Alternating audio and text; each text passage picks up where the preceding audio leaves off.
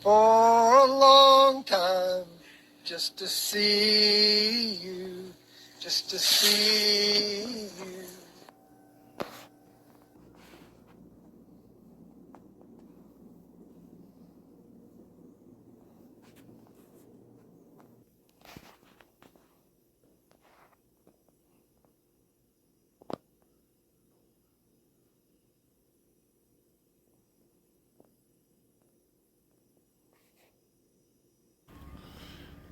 I wanted to share this with you guys. I keep meaning to, I keep forgetting, but I want to make the time to do this now.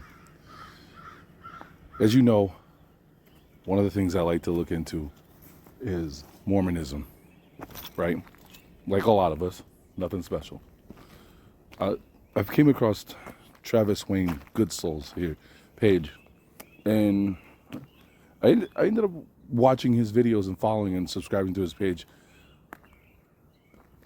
mostly for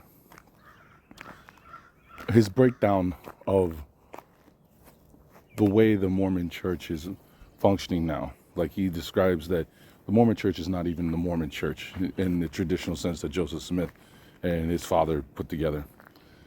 It's literally the title of the church is the Church of Jesus Christ, right? So it's not the Church of Mormonism, it's the Church of Jesus Christ. And he's always pointing out how, today's leaders of the church, like to point that out. That they'll literally quote, "This is not the Church of Joseph Smith. This is the Church of Jesus Christ."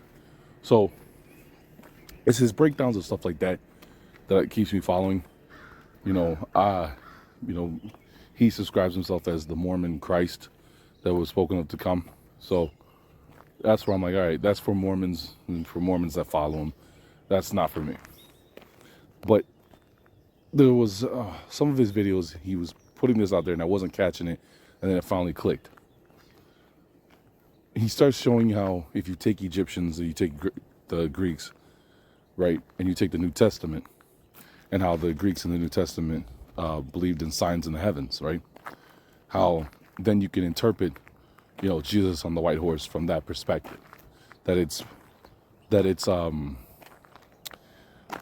what is it called? The astrological bodies, signs like in the Orion and stuff like that. So started listening to that. I'm like, now this is interesting. When you look at it from that perspective, he does, this with the Old Testament because this is where him and I don't see eye to eye. Because he says, the Old Testament is not literal history. This is all prophecy for what's to come, and he uses, what's his name, Samson, right? Samson in Paleo Hebrew, he claims meaning Sun King, right? And this is supposed to be another one of the zodiac, or not zodiac, but the astrological bodies. Then he says that when you do it like that, it makes sense that Samson killed a lion when that's supposed to be unclean. He ate the honey, which he points out. These are things he points out. They're unclean. Then he points to, well, this is this sign and this is this sign and Leo and stuff like that. So there was something he starts pointing out that in one of these videos, and I keep meaning to stop and do a video on it, and I keep forgetting to, was he starts going over the lunar and solar eclipses and how they are roads in the sky and they cross and they become the crossroads, right? And he starts pointing out how these eclipses can only be seen in certain countries in the world, and other countries can't see this when this happens. They can only be seen on certain patterns, even within the states. Like, for instance, I'm in New York, right? New York State. The last one that went over Kentucky a few years back, everyone was hooting and hollering, "Oh, we seen it," and I'm at the same time looking, and nothing's happening to the sun. So I'm like, what's going on? Then it starts to make sense, right? These crossroads that he's pointing out. And what really clicked in my head as that was going on, I'm like, wait a minute. This is the whole purpose of the, hold on. This is the whole purpose of the rebel flag, right? The stars and bars. The crossroads in the sky. Didn't they tell us that? Let me see if I can pull it up. It was Nat Turner. Nat Turner's slave rebellion, right? They told us that he tried. It was the solar eclipse that happened that led him to believe that he was gonna. There was a sign for him to lead the rebellion. Park Service. In 1831, Turner witnessed a solar eclipse and took it as a sign. In response, he began preparing for a rebellion against local slaveholders. He purchased muskets and gathered over 70 freed and enslaved men to his cause. And in this guy, Travis Wayne Goodsoul, he was an example of a king. I want to say it was an Assyrian king, but I'm not positive because it's been a while. But he is an example of a king that was given wrong information by his astrologers when to try to overthrow and lead a rebellion, or not a rebellion, but overthrow and overtake a kingdom, because he was going off the star charts and the way things are back in his country, and he didn't take into consideration that they were in a different country when they tried doing this, overthrow of another kingdom. So I just thought this stuff was interesting, because now I'm like, okay, now that makes sense. Plus you have that state motto, Ad astra per aspera, were adopted through a joint resolution during the first Kansas legislative session on May 25, 1861. to the stars through difficulty. And we just read in was Zechariah 1 that people that are worshiping these stars are going to be, they're going to be sadly mistaken. They're going to be failed when the Most High comes back in judgment. So I hope the way I explained it is it makes sense.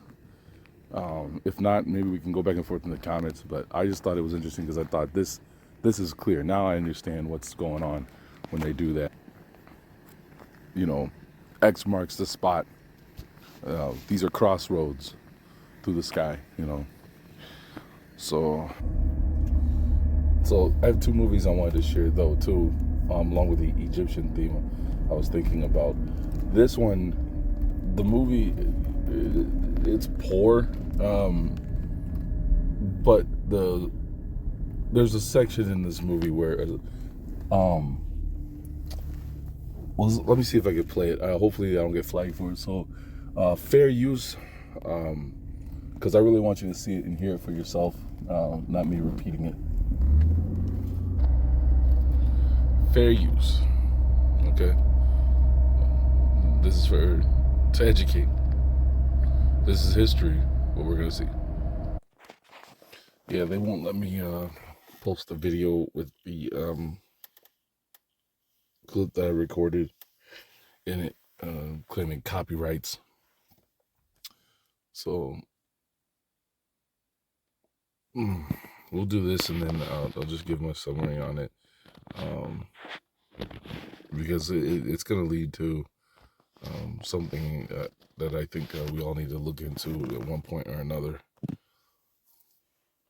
In 1923, legendary film director Cecil B. DeMille finished the epic film, The Ten Commandments, 1923. After filming was completed, he bulldozed the sets into the Guadalupe sand dunes of the Central California coast. His reasons for doing so were very mysterious. This story gives a fictional explanation as to why he did it. There was a legitimate Egyptian artifact among the props, but they didn't know which one was trapping the spirit of an Egyptian avenging god. Mysterious murders and accidents while making the film brings things back to the surface today, and it starts all over again. Anonymous. Let's see. That was, like I said, you're watching the movie, and that's what's really all it's about. But comes a section where they start telling you hold on. Iraq military logistics veteran Mark Tevis joins disabled grandfather George, who finally pursues his lifelong dream, digging up in a Californian desert.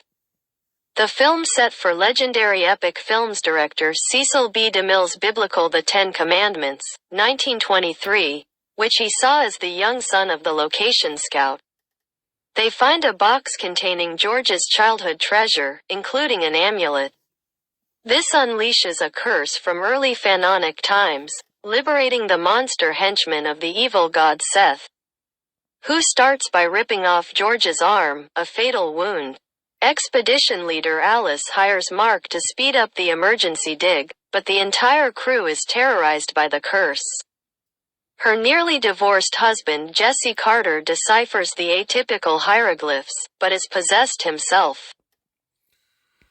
And the thing about the movie was they eventually go and see one of the other men that was there when they filmed the movie, The Ten Commandments.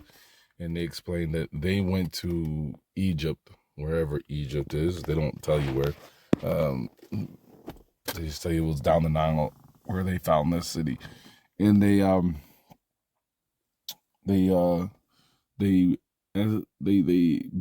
dug up the sites and the pyramids, and what they thought was all props was mostly the real deal. They picked this stuff up and brought it to California to actually have the real authentic stuff while filming the movie, you know. And that's what made me stop and say, wow. Because then they start going into leaving clues that it was they start leaving their symbol of the square and compass. So you start understanding, oh, these are Freemasons. And then they start explaining the director of Cecil was a member of the Orange Lodge, which, like I said, that's what we got to look into, because the Orange Lodge is going to lead us into, in my opinion, the set of Freemasons that overthrew melanated people in Europe. Like this, because it was founded by after the king, was it William the Orange of France, right? And you got to think about it. There's a whole connection with orange and white supremacy, right? You have the soda brand, was it not Orange Crush? Can't think of the name of it. Hold on, let's see if we can pull it up.